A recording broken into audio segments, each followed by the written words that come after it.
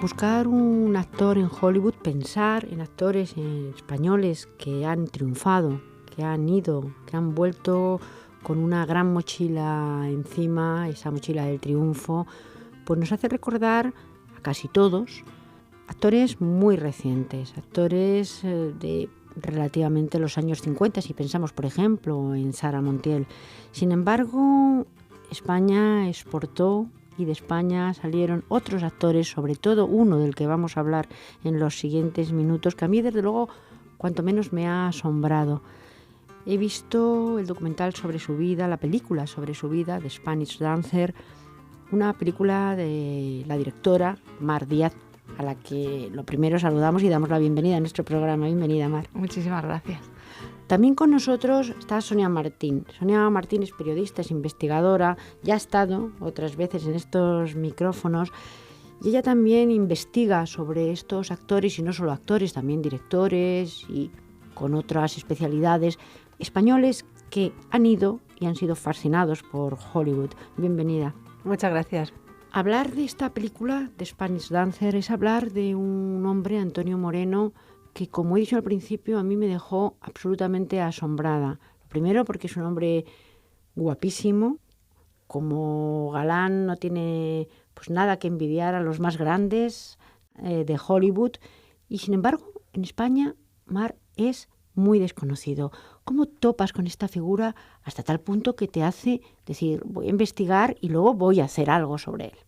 Pues es verdad que es totalmente desconocido, que aquí en España nadie sabe nada de él, y me topé con él en un libro que se llama Una aventura americana, que trata de los españoles que fueron a Hollywood a principios de los años 30, cuando nació el sonoro, y se fueron allí unos equipos de gente con muchísimo talento a hacer las versiones hispanas. Antes de que se inventara el doblaje, se les ocurrió rodar las películas primero en inglés y luego por la noche en español, para no perder a un inmenso público que había en Latinoamérica y en España, ¿no? Entonces se le nombraba y había una larga entrevista con él de los años 20, hecha en los años 20, y unas fotos con Greta Garbo, con Clara Bow, con estrellas de Hollywood, que yo me quedé impresionadísima. Y había una foto de él delante de una mansión enorme de Hollywood, apoyado en un cochazo guapísimo, y entonces debajo decía: Antonio Moreno en 1926 delante de su mansión de Hollywood. Y claro, eso fue lo que me sorprendió, porque los españoles que fueron en aquella época fueron a partir del 30. Entonces yo me pregunté, ¿qué hacía un actor español antes, en el año 26, en Hollywood? Y ahí empecé a buscar y a buscar. Vamos a dejar un par de minutos esta intriga de cómo surgió además esta figura, que es anterior a los años 30.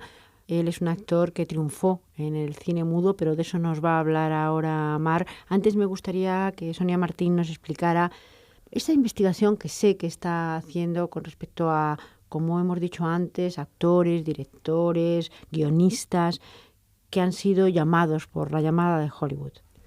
Bueno, siempre me ha interesado todo lo que tiene que ver con migraciones, con españoles fuera de nuestras fronteras, y el cine también me fascina. Entonces, pues hemos decidido, mi colaborador, entre comillas, que está pues haciendo esta investigación conmigo, es el periodista Eduardo Moyano. Pensamos que no estaría mal, ante la ola de directores, de guionistas, de cineastas que se han marchado pues recientemente a Hollywood a encontrarse con ese gigante del cine, ¿no?, del celuloide, cara a cara, y un poco intentar triunfar en Hollywood, ese sueño americano. Hemos intentado rastrear desde la actualidad, volver hacia atrás y ver cuáles fueron esos primeros españoles que triunfaron en Hollywood o que estuvieron en Hollywood. Hay que decir entonces que no solamente son los nombres que nos vienen a la mente, pues casi habitualmente, he dicho antes a Sara Montiel o Antonio Banderas o Penélope Cruz, no muchos más, de eso hablaremos. Sin embargo, sí hay más españoles que lo han intentado, y algunos hasta que han conseguido algunos éxitos. Desde luego, quizá no como Antonio Moreno, porque Antonio Moreno parte de España. ¿De qué manera? Él es gaditano, y ¿cómo se le ocurre irse a Hollywood? Estamos hablando en pleno cine mudo, pues a comienzos del siglo XX. Pues fíjate, es que tiene una peripecia alucinante. Él se crió en Campo de Gibraltar, en las calles de Algeciras, y era de familia muy pobre. Su padre murió cuando él era pequeñito. Su madre y él quedaron en una situación muy precaria y él vendía pan por las calles. Y luego se buscaba la vida en las playas de la Línea, justo frente al Peñón de Gibraltar, porque había muchos turistas americanos e ingleses que cruzaban ese pequeño trocito de mar para ir a la Línea, donde había campos de golf, campos de polo y tal. Y entonces los chavales de por allí se acercaban para que les contrataran por unas monedas y les cuidaran los caballos, les llevaran los palos de golf. Pero esto estamos hablando de 1900. O sea que es increíble. Y él debía tener mucho carisma. Bueno, sabemos que tenía mucho carisma, solo hay que verle en pantalla. Debía tener, bueno, pues un encanto especial y un par de turistas americanos que tenían muchísimo dinero y estudios, habían estudiado en Harvard, le ofrecieron a su madre llevárselo a Estados Unidos y darle una educación. Estamos hablando entonces de que era un jovencito, era un crío. Tenía unos 15 años. Entonces le pagaron el pasaje de barco. Imagínate, se fue solo en barco, que debió tardar como una semana o así en llegar a Estados Unidos. Cuando llegó allí le recogieron en Nueva York, le matricularon en un colegio público y se ocuparon de él. Luego le llevaron a un pueblecito de Massachusetts donde había una mujer interesantísima que se encargaba de educar a inmigrantes y enseñarles inglés y darles una educación. Y allí estuvo unos años hasta que descubrió el teatro. Es curioso porque esta historia yo creo que muestra más que un joven agraciado.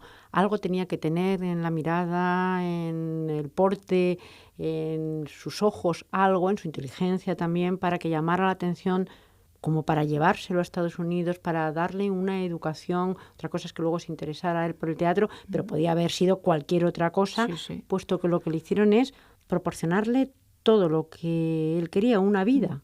Una vida, eso sí, apartado, solo, claro, pero con unos mentores muy fuertes. Sí, unos mentores muy fuertes. Yo es que no sé, a mí me fascina cada vez que lo pienso. Y además, cuando vas allí a ese pueblecito de Massachusetts y ves que de allí salió un presidente de Estados Unidos, gente importantísima, o sea, él se codeaba con gente muy poderosa, vivía al lado de la Universidad Smith, una universidad de señoritas de mucho dinero, trabajaba en un hotel, estaba de portero, ayudando a la dueña del hotel. Yo creo que debía tener algo muy, muy especial, aparte de una fuerza de voluntad increíble. El teatro pues llama a su puerta, le gusta, le interesa dentro de sus estudios y de su formación. Estamos hablando ya de quizá unos años más tarde, pero también principios de siglo. ¿Y cómo da ese salto del teatro al cine? ¿Es fácil o tiene una trayectoria primero teatral importante? Como allí a Northampton, al pueblecito este, iban muchas compañías teatrales, tenía una vida teatral muy intensa, él descubre que le gusta mucho. En ese momento trabaja para la compañía de electricidad. Entonces, él decía que se rompió el cuadro de luces del teatro, fue allí a arreglarlo y se quedó mirando lo que estaba haciendo la compañía que estaban ensayando y les pidió un papelito. Se lo dieron, porque claro, tenía muy buena planta, él ya debía tener como 20 años. Y de ahí se fue con ellos ya de gira. Entonces él empezó con compañías de repertorio, pero buenísimos actores, de lo mejorcito que había en la época, actores famosos de teatro. Todavía no había nacido el cine, entonces eran muy famosos. Y empezó a girar con ellos y desembocó, finalmente terminó en Broadway haciendo Shakespeare, en papelitos muy pequeños, eso sí, no protagonistas, porque algo de acento tenía. Entonces también le costaba un poquito. Pero bueno, ahí está un background teatral importante. Eso mismo iba a preguntar, si el acento le abandonó alguna vez o al final mezclaba, aunque claro, fue muy joven y aprendería inglés también perfectamente. El teatro y luego el cine. El cine, cuando surge el cine mudo, aunque él, como venía del teatro, supongo que tampoco le costaría demasiado el hablar. Era mudo porque era así el cine entonces. Pues es que resulta que el cine fue su tabla de salvación, porque le despidieron de una obra de teatro por pronunciar mal una palabra. El director se hartó y él no podía con esa palabra. Yo creo que hablaba bien inglés, pero bueno, tampoco pudo ir a la universidad, entonces tampoco tenía a lo mejor un control total de la lengua. Y le costaba mucho y bueno, le despidieron y ahí tuvo un bajón moral muy fuerte que no sabía muy bien qué hacer. Y un compañero suyo de teatro le dijo, mira, están haciendo un nuevo medio, están empezando a hacer películas allí en la calle 14, acércate porque yo creo que sería un medio perfecto para ti porque bueno, no hay que hablar y claro, la planta la tenía, ¿no? Así que se acercó, pidió trabajo, le hicieron una prueba de cámara y claro, dio espectacular. Y de ahí al triunfo y sobre todo a codearse pues con actores y actrices de lo mejor, también directores. La película, Mar, que has hecho se llama The Spanish Dancer, que es el título de una película, La bailarina española, creo que es la traducción, esta película protagonizada por Antonio Moreno. Sí, es que yo justo cuando estaba preparando ya la investigación profunda y tal para hacer la película, justo vi la noticia de que habían restaurado esta película en la Filmoteca de Ámsterdam. Entonces me pareció fascinante la historia porque había encontrado una versión que había en DVD muy cortita, de unos 80 minutos, y él apenas aparecía. La estrella era Pola Negri, que era una gran estrella en la época y tal. Entonces yo no le había dado como mucha importancia. Y de repente en ese momento, cuando vi la historia de la restauración, leí la historia y es que habían encontrado 4 copias diferentes. Una había aparecido en Washington, otra en Los Ángeles, otra en Londres, la tenía Kevin Brownlow, un historiador muy importante, y otra la tenían allí en la Filmoteca de Ámsterdam. Cuando las juntaron, fueron a Los Ángeles a buscar el guión y descubrieron que había escenas de una que faltaban en la otra y la juntaron toda y la editaron. Bueno, la película dura 1 hora y 40 minutos o así, es muchísimo más larga, y resultó que habían eliminado todas las escenas donde estaba Antonio. Y al juntarla y al verla completa, que les pedí que me dejaran visionarla, descubrías que Antonio era espectacular. Y me pareció muy bonito seguir la historia de ese cine mudo perdido, que se tiraba a la basura, que no le interesaba a nadie y que ahora están intentando restaurar en filmotecas los investigadores, y relacionarlo con la pérdida de la figura de Antonio Moreno. Antonio Moreno se convierte en un actor conocido en su momento, se convierte también en un astro de alguna manera de Hollywood. ¿Llega hasta ese punto? Sí, sí, fue una estrella. De hecho, tengo un montón de revistas de la época, era portada, las periodistas se volvían locas con él, le perseguían, era el soltero de oro. Las revistas de cine eran muy parecidas a las de ahora. Entonces, bueno, pues contaban todo lo que se estrenaba, las vidas privadas de las estrellas, iban a sus casas a hacer fotos de las casas, todo igual. Y él era uno de ellos, él era una superestrella. A ti te fascina este personaje, además este conocimiento de la importancia que tiene Antonio Moreno y sobre todo supongo que pensarías en el desconocimiento que tiene España, los españoles, de una figura pues que podía haber sido un mito. Quizá en otro país lo hubiera sido. Sí, desconocimiento y además desinterés. Es que yo preguntaba a historiadores y tal y no, pues no sé nada, la verdad es que no sé nada, pero nadie decía, hola, qué interesante. No, eso me lo encontré fuera, en México y en Estados Unidos sí que decían, ah, qué interesante, y sí que se volcaban, ¿no? Pero aquí ha habido siempre un desinterés brutal y absoluto, no sé. A mí me parece una historia fascinante, desde luego, por todo, porque el que se acerque, aunque sea mínimamente al personaje, ve que desde el principio es una historia casi de película, la suya propia, la personal, su biografía, y luego logra ser muchísimo, aunque aquí sea un desconocido. La cuestión es que ya te planteas hacer la película y con qué mimbres. Pues me daba mucho miedo porque, claro, yo todo lo que había investigado era desde aquí, desde mi casa, internet y tal, ¿no? Entonces, bueno, había contactado ya con mucha gente, tal, había visto que sí que historiadores de fuera mostraban mucho interés, me ofrecían su ayuda, pero claro, él murió con 80 años en Beverly Hills, pero 65 años de su vida los pasó en Estados Unidos. Entonces yo pensaba, a ver qué me voy a encontrar allí cuando llegue, ¿no? Y ya tenga que lanzarme a hacer la película, igual me encuentro que era un tipo mediocre, me decepciona o no sé, y que va todo lo contrario. Allí encontré muchísima documentación y todo lo que encontré me reafirmaba en mi idea que fue una persona muy especial, que llevó una vida muy digna, una carrera increíble, trabajó con los mejores directores, con los mejores actores, siempre preocupado por sus papeles.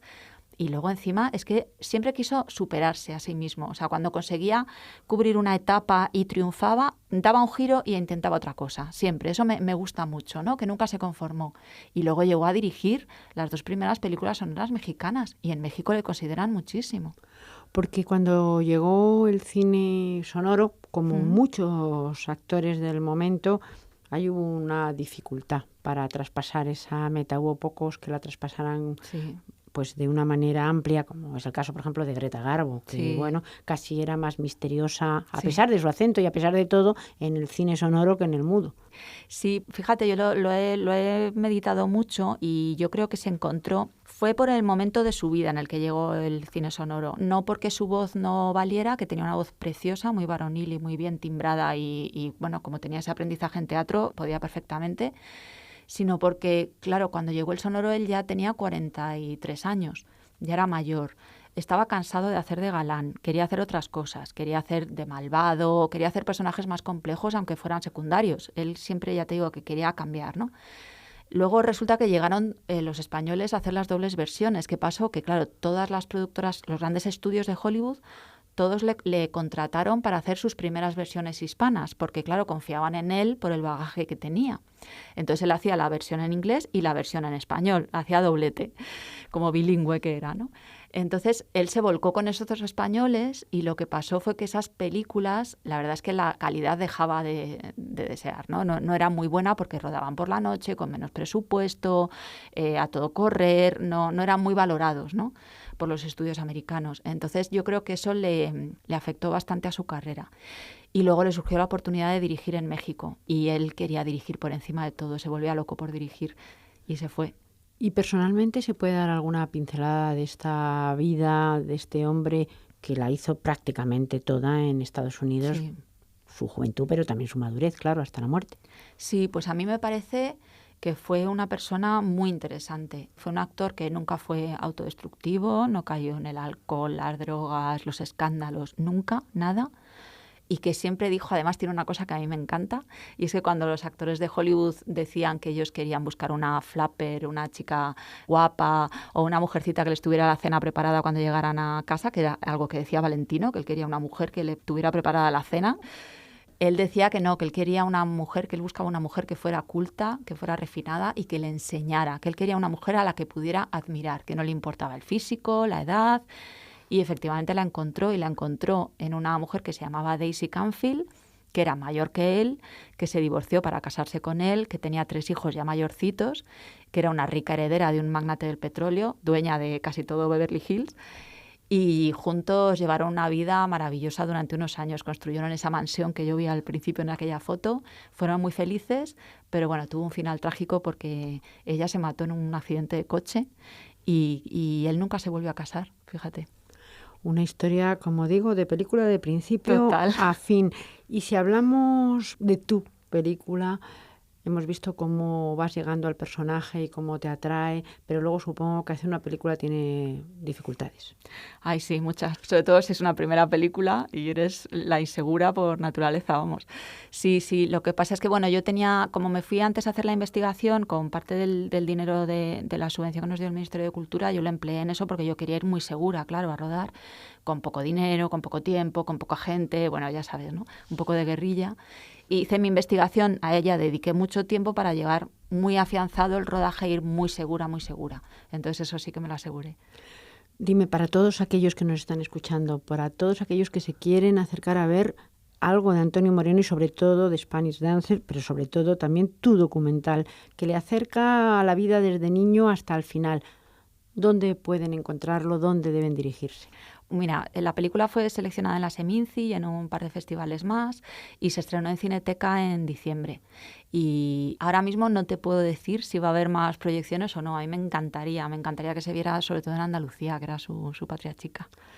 Y Sonia, investigar el cine, investigar lo que ha sido este paso de españoles por Hollywood, tendrá, supongo, sus dificultades, porque ya vemos que además tiene sobre todo sus sorpresas, eso seguro. Sí, pero sobre todo si vemos a Mar y su trabajo, pues te da como más ganas de seguir investigando, porque parece mentira que a estas alturas todavía haya páginas de la historia del cine por escribir. O sea, parece que ya está todo, que lo conocemos todo, que está todo ya en los libros, y no es así como vemos. Y sobre todo lo que me gustaría destacar también del documental de Mar, además de todo, porque es desde el principio a fin, pues a mí por lo menos se me pone la carne de gallina, el homenaje que le hace a los archiveros, a esas personas que conservan pues esas imágenes con cariño, con mimo, y que gracias a ellas pues los investigadores pueden seguir. Y solo un pequeño inciso, hay que destacar también el papel que hizo su madre en dejarle marchar a su único hijo, ¿no? Y tan jovencito, o sea que un homenaje para ella desde aquí. Un homenaje para la madre, pero también para Antonio Moreno y sobre todo, por favor, a aquellos que podamos, vamos a acercarnos a estas figuras que son vueltas otra vez, que regresan a nosotros a través de estos archiveros, de esta gente que verdaderamente trabaja muy bien también en el cine, pero que está ahí y muchas veces que no las queremos encontrar. Gracias a las dos. A ti, gracias. A ti.